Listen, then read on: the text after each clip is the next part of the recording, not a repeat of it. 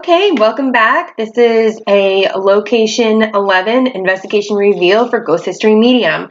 This is when we went to the Van Slyke's Castle in Ramapo Mountain State Forest in Wanakee, New Jersey. So for this location, we're going to start in 1900s to 1909 about multi-millionaire landowners. Then we'll go from 1909 to 1940, which is when it became Foxcroft Castle, to Van Slyke Castle and thrice a widow. Then from 1940 to 1980, where there was abandonment, divorce, and maybe a fire. And then we'll go from 1980 to today of Ramapo Mountain State Park. Okay, so let's start off with talking about the multi-millionaire landowners. Again, for some orientation, this is a picture on the left from a drone of just how isolated this castle is on the top of a mountain ridge. And the star on the right, and the image on the right, is where we were actually doing our investigation. Okay, so the land where this castle was originally placed has been owned by multiple multi-millionaire landowners. The first of which was Jacob S. Rogers, who bought the property in the late 1800s of several thousand acres. And remember how I was talking about, like, there's maybe something about the railways or locomotives or trains? So he was actually a part of the Patterson locomotive manufacturing. He never married, had no children. He died in 1901, and he did not build anything on this property, but he owned it. He then sold it to Howard P. Frothingham, who was an infamous New York City Wall Street broker, and he was actually the richest broker at the time, and he ended up committing suicide in 1907 because he actually jumped from a story of his home in New York City. So, really interesting history on him. And lastly, we go to Pliny Fisk, which I just love his name. He was also a New York City Wall Street broker. And this is the man who sold it to William Porter in 1909. And William Porter is the one that's going to be building Foxcroft. Now, I did talk about, Wall Street and the Great Depression, which obviously had a lot to do with Wall Street. So I could be referencing either of these individuals and their histories and ownership of the land there. Okay, let's go into the time frame from 1909 to 1940. Okay, so this is where our story starts talking about one of the women. So this woman on the left is Ruth Alice Cole. Now, she was a nurse, and she was the nurse for Charles Hallowell, who was the vice president of the American Tobacco Company. And towards his later years, he was very sick, so she cared for him, and he actually married her. And he married her for only 2 years, and then he died in 1907, and she inherited all of his wealth, and he was filthy, filthy rich, as he was one of the early designers of American Tobacco Company. So after he died, so now she's once a widow, she then marries his boss's co-worker. So William Porter is her second husband, and he was just under Charles Hallowell working at the American Tobacco Company. And remember, this gentleman came to me and he had like a cigar in hand or tobacco in hand. And, I didn't really think much of it at the time, but he was showing me that when I was asking about, what did you do? What was your occupation? What was your thing in life? And he was showing me a cigar, and I didn't get it. So he could have been just trying to describe to me that he was working for the American Tobacco Company. I remember how I was talking about how these two gentlemen were business partners, they're working together or something of that nature. So he could have been also referencing the fact that he worked together with Charles Hallowell, and his now wife had his money. So basically he was able to build this beautiful castle, not only with William Porter's own finances, but also with Ruth Alice Cole's money from her husband's previous death. So anyway, these two, William Porter and Ruth Alice Cole, bought the land and built Foxcroft shortly after they married in 1909. Now, unfortunately, Ruth Alice Cole does not have a great track record with husbands, and this one, Porter, died from a car accident in Patterson, New Jersey. He actually was spending the weekend with some buddies up at Foxcroft, and he, on his way back in Patterson, his car flipped because the driver was trying to avoid a horse in the road. So, unfortunately, he also didn't make it much past 50, just like her first husband. Well, what does a still fairly young widow do who's very wealthy from inheriting two husbands' fortunes, well, she marries again. So her third husband is Warren Van Slyke. He was a New York City lawyer and also a naval intelligence officer. They married in 1913. They did not have any children. And this man is known to travel extensively in Africa and Indochina. And there's actually articles of him coming back and reporting about the natives that he encountered in Africa and bringing back all kinds of artifacts. And he was even gone for an entire year once, just traveling. But unfortunately, Ruth Van Cole does not, again, still have a very good track record with husbands, and this one died also at 51 years old from a gallstone operation in 1925. At this point, it becomes a little suspicious. Like, does she just, get sick of her husbands around 50 and she just doesn't want them? Is she getting rid of them, or does she just honestly have terrible, terrible luck? And I think in this woman's case, she just had very terrible luck. So at this point, Ruth does not remarry, and she continues to stay in Foxcroft or Van Slyke Castle all year round. So prior to this third husband's death, it was really only a summer home, but after, she did stay there all year round. She was described as a very kind and generous woman, and she even traveled to France in World War I. But again, no children. And she died in 1940, and she actually died in the house. So in that castle was where she died.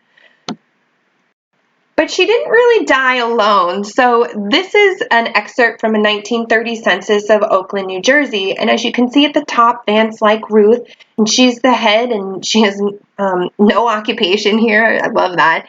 And these are all lists of her servants that lived with her. So although her husband wasn't there, she did have a slew of individuals who would help her with the house. She had a laundress, a cook, a waitress. She had a chambermaid, a chauffeur. And remember I was talking about somebody living there who was a painter, or something about painting or painter. So this gentleman here, I can't read it, but he's actually listed as being a painter living in the house, and he might have been a part of the building. I don't know, maybe she had a boy toy. It's possible that he also did live there for an extended period of time painting, but at least he was there. A painter was there in 1930. So although Ruth Van Slyke lived there majority of the time, and she probably actually had the most impact on the building, she also did have entertainments and host people there. She was well known in the community. From what I read of her, I don't really get the sense that she was that kind of angry, jealous, power woman that I was picking up. So I kept going to see what the other owners and other families of the house could be. So this brings us to the 1940s to 1980s time frame, where there's thoughts of abandonment, divorce, and fire. Okay, so after trolling internet resources extensively, this kind of sums up the story that seems to be circulating around about this castle. Now, what I'm going to do after this story is try and validate what is generally out there, and we're going to see that not a lot of this is true, and it was really difficult to find a lot of definitive information about, ownerships and what happened to this castle. Like, what happened? Why is it completely in ruins now? So this talks about Celeste and Robin McFadden also selling it to Suzanne S. Christie, who Suzanne S. Christie becomes a bunch of different names, and then Suzanne Brussel is the one who sells it to Bruce Adamski, where it becomes different lots. So this kind of circulating internet story that I could repeatedly find, and I think people are just copying and pasting what other people have put on there, was kind of my base to really go back into the records and see if I could validate any of it, and see if I could validate what actually really did happen to this building, who really lived there, and more information about this Suzanne. All right, so here is one of two timelines, early timelines that I could find. So this timeline tracks from when Ruth Van Cole died in 1940 to two very early owners of this building.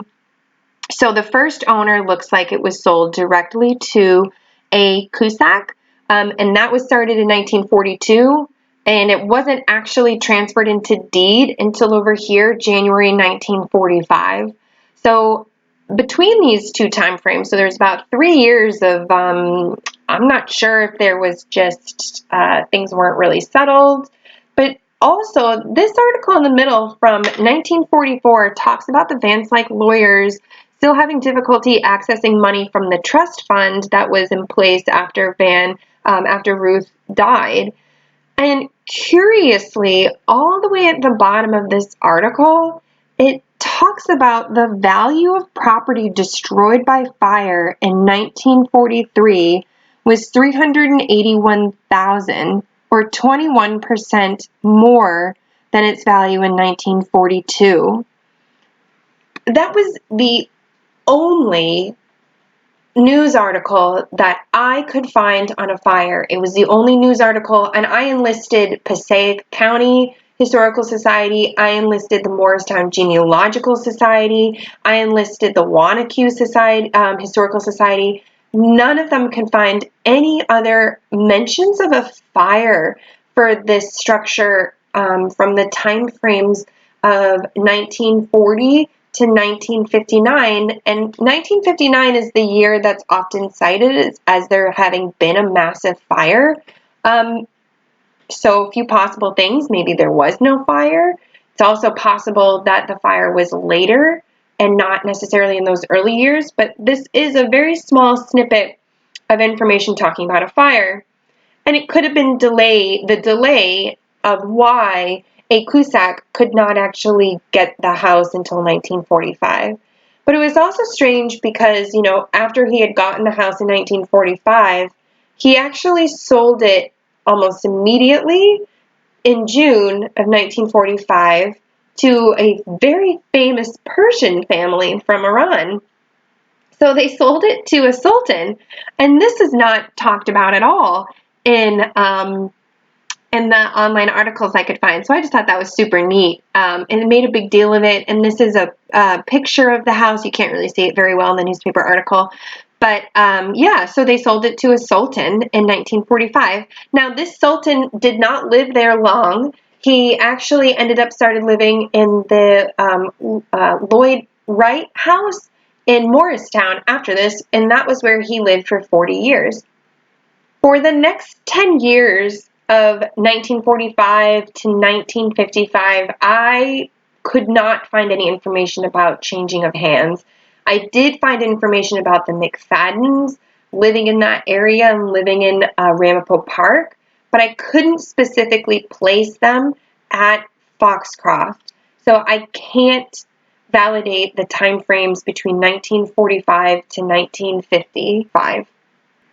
I was able to find some information about this mysterious Suzanne character.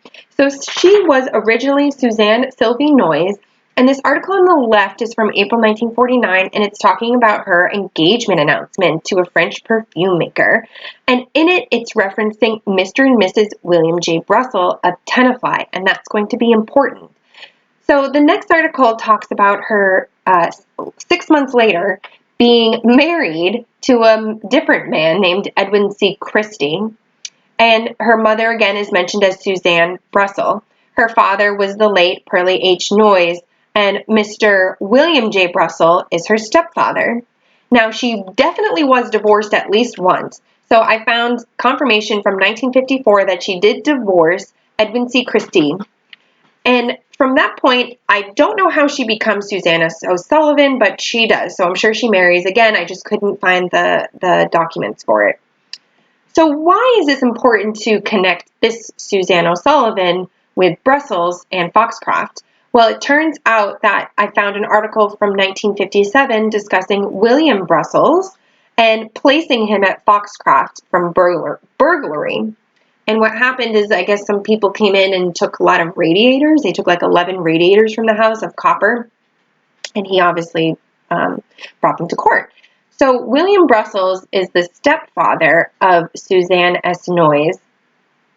Now, the next thing that happens I could find was March of 1962, where there's a deed transfer from William Brussel, which is her stepfather, to Suzanne S. O'Sullivan. Now, I can only assume that this would be his stepdaughter as a Suzanne S., and again, she probably remarried to another gentleman at some point. There's no mention of it. And why he didn't sell it to the husband, or it didn't go into the husband's name, or why it wasn't sold to Suzanne's mother, Suzanne Brussel, I'm not quite sure. It's a little funky, but yes, definitely by 1962, Suzanne O'Sullivan owned this land.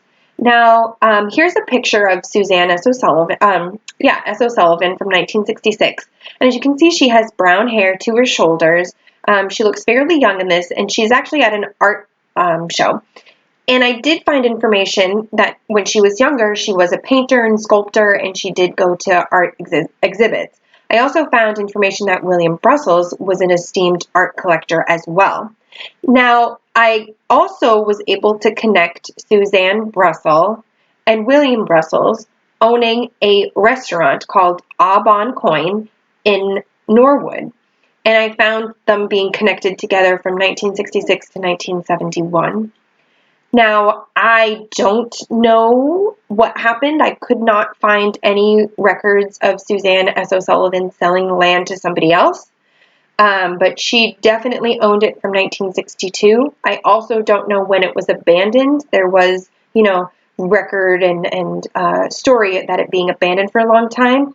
I also don't know how it burned down, and there was no records that I could find again of it burning down from 1959. There was that mentioned earlier in 1943, but none later on.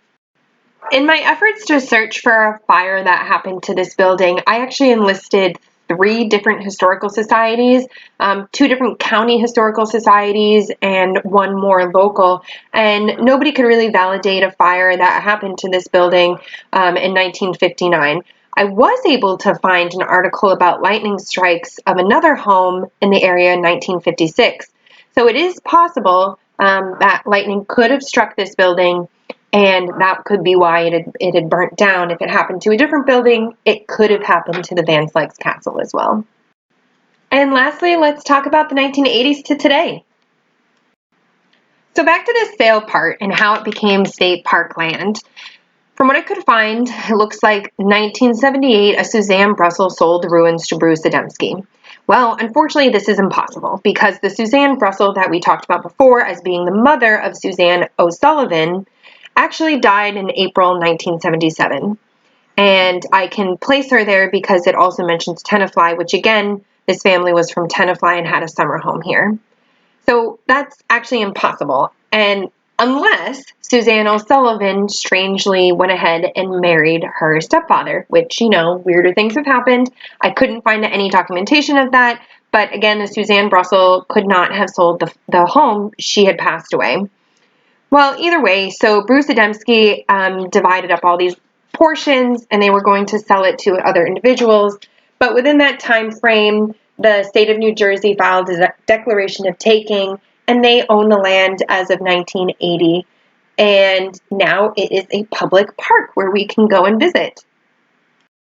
So I know there was a lot of different information, a lot of different individuals who came to own this land. Not much is documented, and it seems like there's a lot of rumor that's going around on the internet about this location. Understandably, it's a fascinating place and draws a lot of attention. So I guess a few messages with this are, it's sometimes really hard to know the exact history of these places unless it was recorded.